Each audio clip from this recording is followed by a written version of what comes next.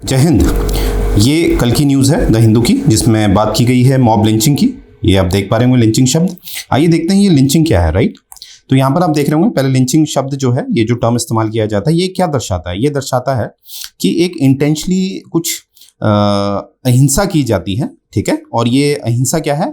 Targeted है, यानी कि जानबूझकर सोच समझ के ये अहिंसा की जाती है। परंतु ये अहिंसा कोई एक व्यक्ति नहीं करता है, ये लार्ज ग्रुप ऑफ पीपल करते हैं, राइट। जैसे कि आप पिक्चर में देख पा रहे होंगे। और यहाँ पर हम देखते हैं ये जो अहिंसा की जा रही है, ये टेंटामाउंट मतलब होता है बराबर।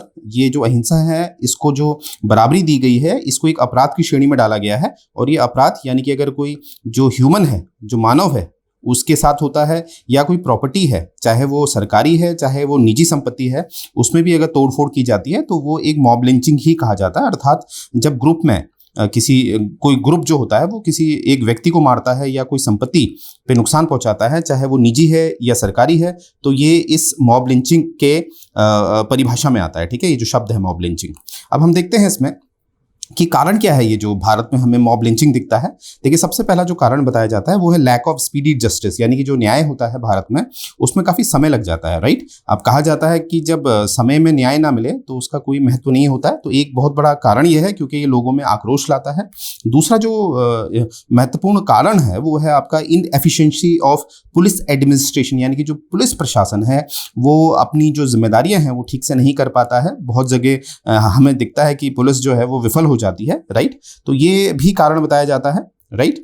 और यहाँ पर हम आगे देखेंगे। अब इससे संबंधित कुछ और भी मुद्दे हैं, जैसे मॉब लिंचिंग जो है, जो भी आपने देखा, ये कहीं ना कहीं एक किसके विरोध में जाती है? जो हमारा अनुच्छेद 21 है, जो एक मौलिक अधिकार है, जिसके अंदर आपका ह्यूमन डिग्निटी आता है, यानी कि जो मानव की जो डिग्निटी है उसके विरुद्ध ये कार्य करता है। यानी कि जिसने कुछ, अगर मानते हैं किसी ने अपराध किया है तो उसको सजा देने का अधिकार एक माननीय न्यायपालिका का होता है। और उसमें भी पूरा ध्यान दिया जाता है कि जो मानव है, जब तक वो अपराधी नहीं घोषित हुआ है, कहने से कुछ नहीं होता, जब तक वो सिद्ध नहीं किया जाता है कि वो अपराधी है, तब तक उसके साथ एक मानवता वाला व्यवहार किया जाता है। परंतु मॉब लिंचिंग में ऐसा हमें कुछ भी नहीं दिखता है, ठीक।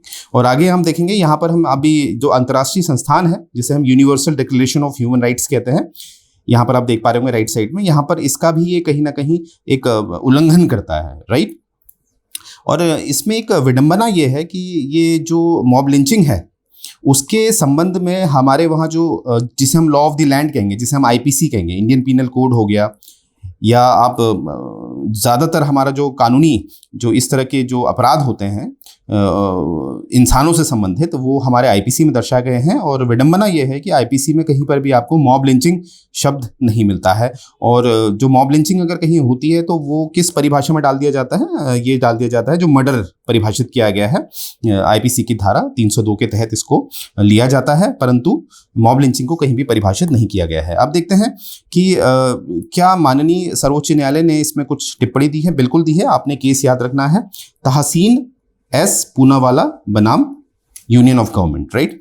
यहाँ पर जो है सुप्रीम कोर्ट ने जो हमारे लॉ मेकिंग बॉडीज होती हैं, चाहे वो केंद्र की हैं या राज्य की हैं, उनसे कहा है कि आपने क्या करना है, प्रिवेंटिव, रेमेडियल या प्यूनिटिव। ये प्यूनिटिव और प्रिवेंटिव का मतलब होता है, प्रिवेंटिव मतलब होता है अभी अपराध नहीं हुआ है, अपराध होने की आशंका है, तो उस आधार पे किसी को गिरफ्तार किया जा सकता है।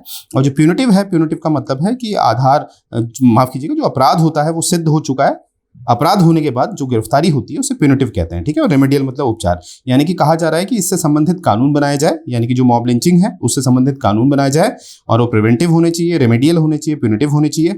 और यानी कि जो लोग हैं ये अपने हाथों में ना लें इस चीज़ को, ठीक है।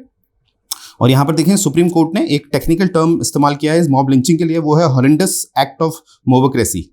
हॉरेंडस मतलब होता है ये शर्मसार, बहुत गंदा। और मोबोक्रेसी मतलब होता है, मोबोक्रेसी मतलब जहां पर शासन किया जाता है लोगों द्वारा। अब आप कहोगे सर ये तो अच्छी बात है, डेमोक्रेसी भी तो यही है, शासन किया जाता है लोगों द्वारा। परंतु यहाँ पर क्या है कि जो लोकतंत्र होता है वहां पर अगर शासन लोग करते हैं तो उसमें एक प्रक्रिया होती है, उसमें सब कुछ एक कायदे से चलता है। परंतु मोबोक्रेसी में क्या होता है, कुछ लोग जो होते हैं, जो मासेस होते हैं, वो अपने हाथ में कानून व्यवस्था भी ले लेते हैं, जिसके कारण हमें क्या मिलता है, एक तरह का मॉब लिंचिंग, इस तरह का अपराध हमें दिखाई देता है, राइट। आगे देखते हैं।